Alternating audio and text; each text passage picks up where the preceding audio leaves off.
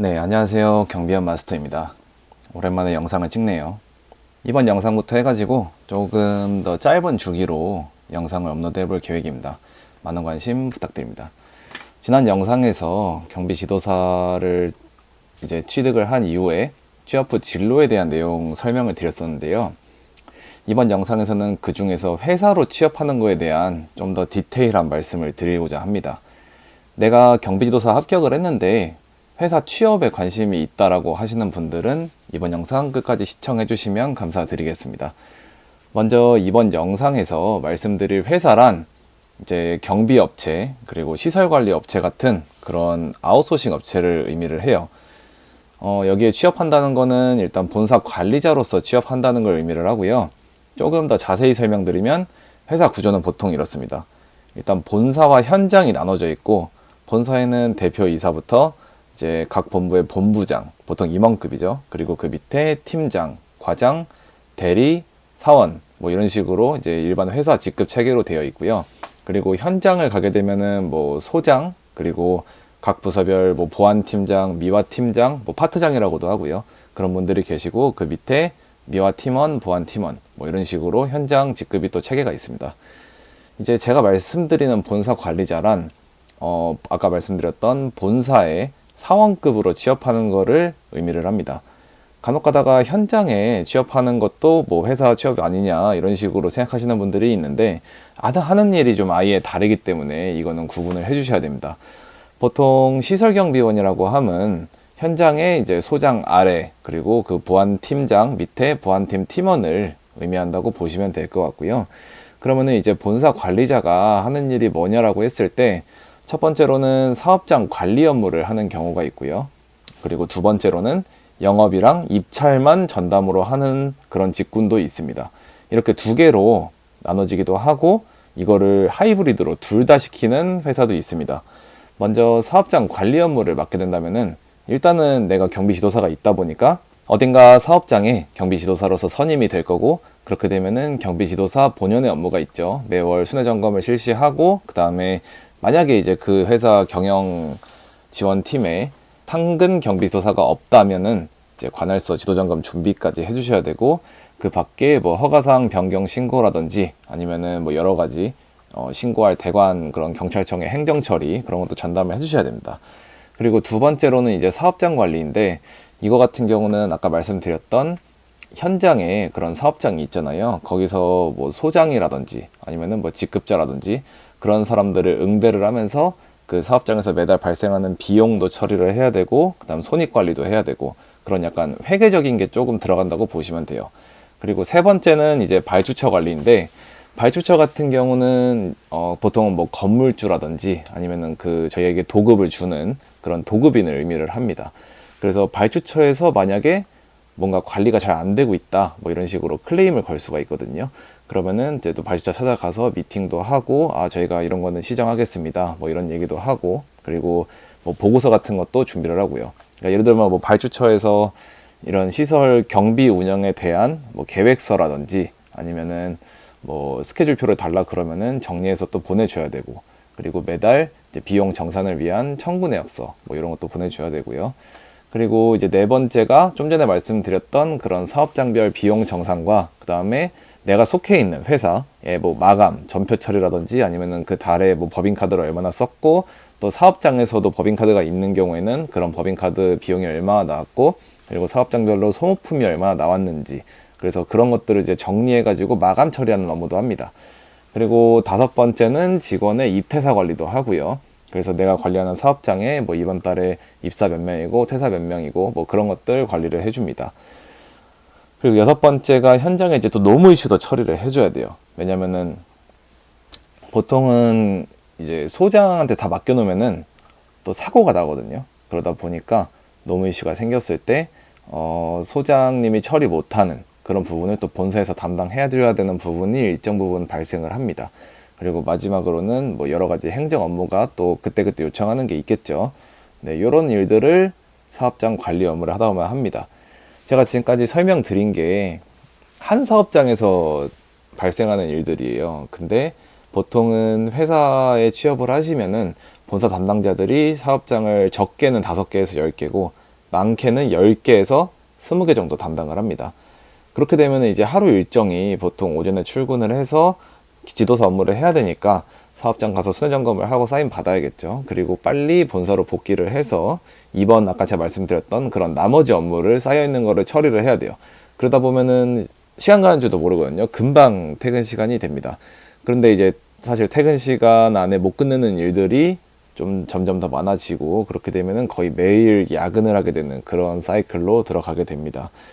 만약에 담당 사업장이 10개라고 하면은 10개 다 문제없이 넘어가는 멀쩡한 날이 없을 정도로 현장에서는 정말 끊임없이 사건 사고도 많이 나고 요청하는 것도 많고 그런 실정이고요. 만약에 현장 소장선에서 처리가 가능한 일이면은 소장님한테 좀 부탁을 하면 되는데, 보통은 본사 담당자가 같이 개입을 해가지고 풀어야 할 문제들이 굉장히 많습니다. 그리고 사업장에서 일 터지는 거는 저희가 쉬는 날을 가리지 않아요. 그래서 주말에도 만약에 사건 사고가 터지면은 또 사업장 나가서 일을 해야 되는 경우도 있고, 이제 만약에 그렇게 주말에 나가면은 회사에서는 수당을 더 주는 대신에 대체 유무를 평일에 써서 알아서 잘 찾아 먹으라고 하는데, 솔직히 그것도 쉽지 않습니다. 그래서 이제 평일 같은 경우는 또 일이 안 터질이라는 보장도 없잖아요. 그래서 집에서 만약에 평일에 쉬더라도 하루 종일 그 사업장에서 무슨 일이 터지지 않을까 하는 불안감과 실제로 연락도 많이 오고요. 그런 거에 좀 시달려야 되는 부분이 있어요. 그리고 사업장이 수도권에만 있는 게 아니기 때문에 내 업장이 지방에도 있다라고 하면은 지방 출장도 좀 다니셔야 되고, 좀 그런 업무입니다. 두 번째는 영업 전담 담당자인데요. 이거는 이제 주로 입찰이 많이 뜨는 10월부터 4월까지 조금 바쁘거든요. 그리고 그 이외에는 사업장 운영 보조를 하던가 아니면은 뭐 회사 운영 쪽으로 하는 그런 회사들이 대부분인 것 같습니다. 그러다 보니까 이제 팀장 이상 직급을 가진 분들이 영업을 전담해서 하는 경우가 대부분이고요. 그래서 이쪽 파트는 주로 하는 게 첫 번째로 회사 소개서를 좀 다듬고 만드는 거, 그리고 두 번째로 이제 제안서를 만들어야겠죠, 입찰 들어가려면. 그리고 세 번째는 견적서 및 산출 내역서를 만들어야 되고요. 네 번째가 이제 입찰 들어가려면은 정말 다양한 서류들이 필요합니다. 실적증명서부터 해가지고 뭐 그 입찰, 공공입찰 같은 경우에는 점수를 내는 시기이기 때문에 그 점수를 위한 증빙 서류들이 굉장히 많아요. 그리고 뭐 ESG 관련 이제 증명서라던가 아니면은 뭐 행정처분 뭐 관련 증명서라던가 뭐 이런 것도 제출해야 될 것이 많기 때문에 이제 그런 거 준비하는 것도 생각보다 굉장히 시간을 많이 잡아먹거든요. 그래서 그런 업무를 주로 하고요. 그래서 큰 회사들은 이런 영업팀과 운영팀이 따로 구분이 많이 되어 있습니다.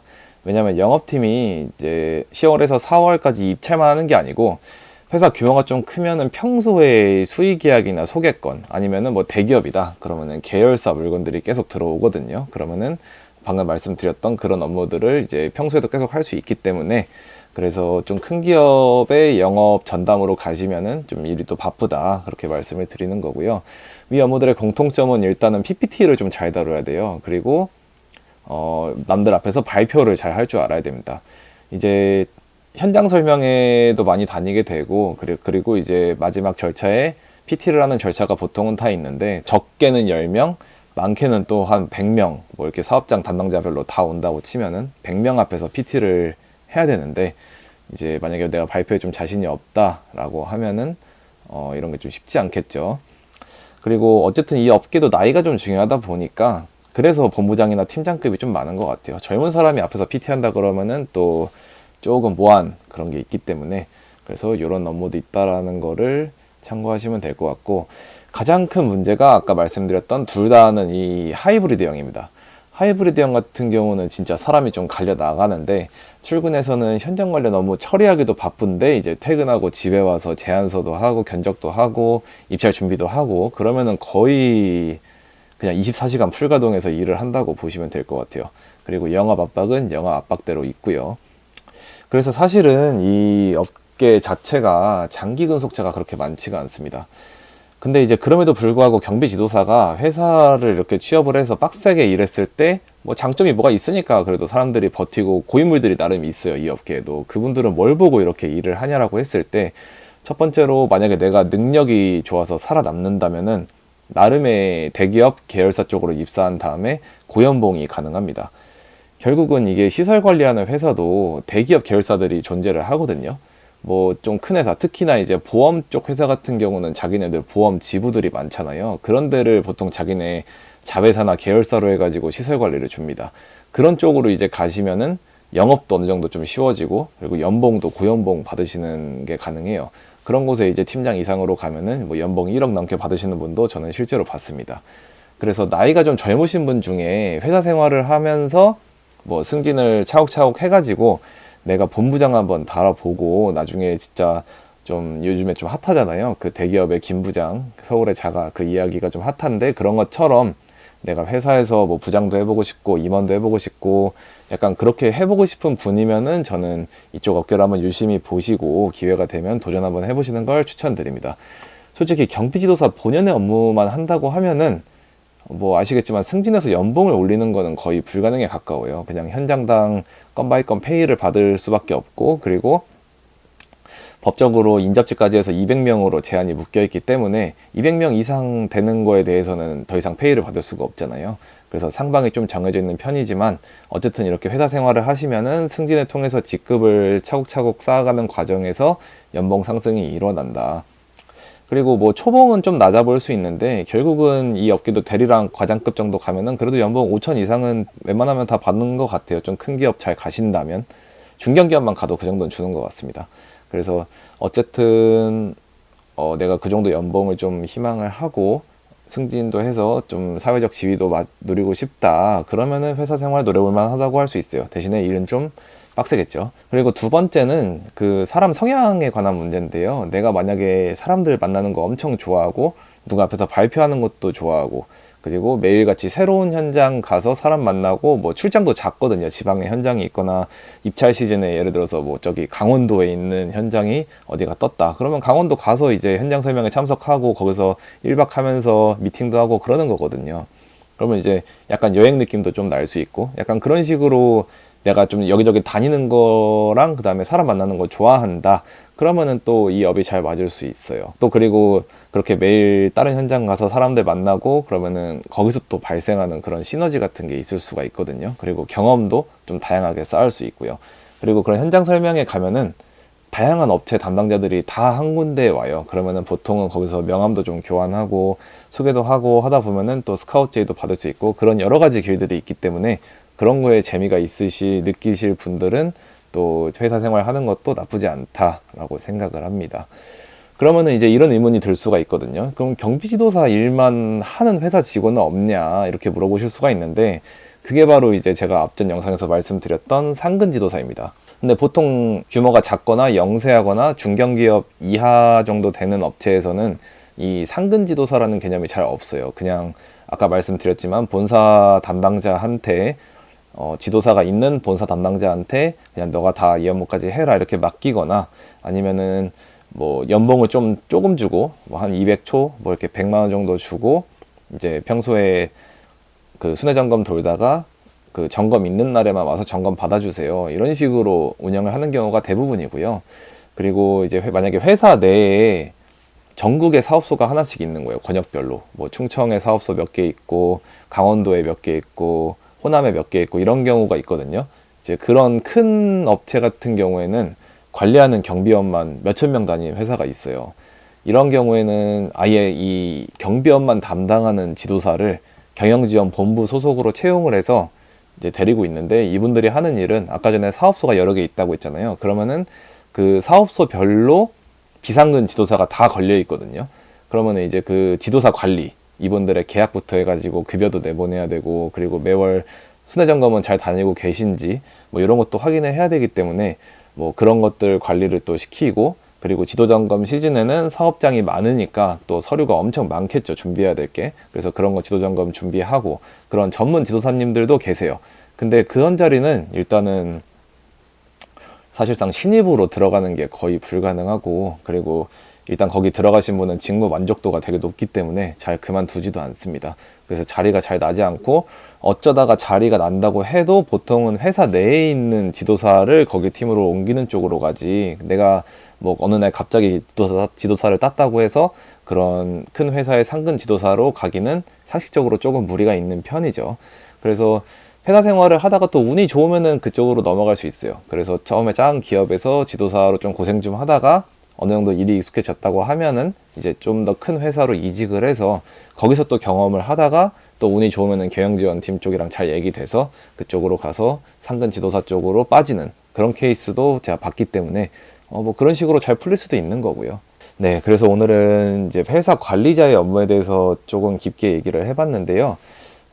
이 영상을 보시고 회사로 취업했을 때 어떤 업무를 하시는지 궁금증이 조금 풀리셨나 싶어요. 위에서 말한 그런 업무들을 하기 때문에 아무래도 제가 저번 영상에서도 그렇고 이게 나이가 거의 정년 다 되신 분들이 지도사 자격증을 따셨다고 회사로 바로 못 오시는 이유가 좀 이런 이유 때문이거든요. 일단은 컴퓨터 활용부터 젊은 사람들에게 한참 밀리기 때문이죠. 그리고 본부장 이상급으로 오려면은 이제 영업력이 필수예요. 어느 순간부터는. 거의 한 차장, 부장부터는 아무리 현장 운영을 잘해도 영업이 안 되면 회사에서 살아남기가 좀 힘듭니다.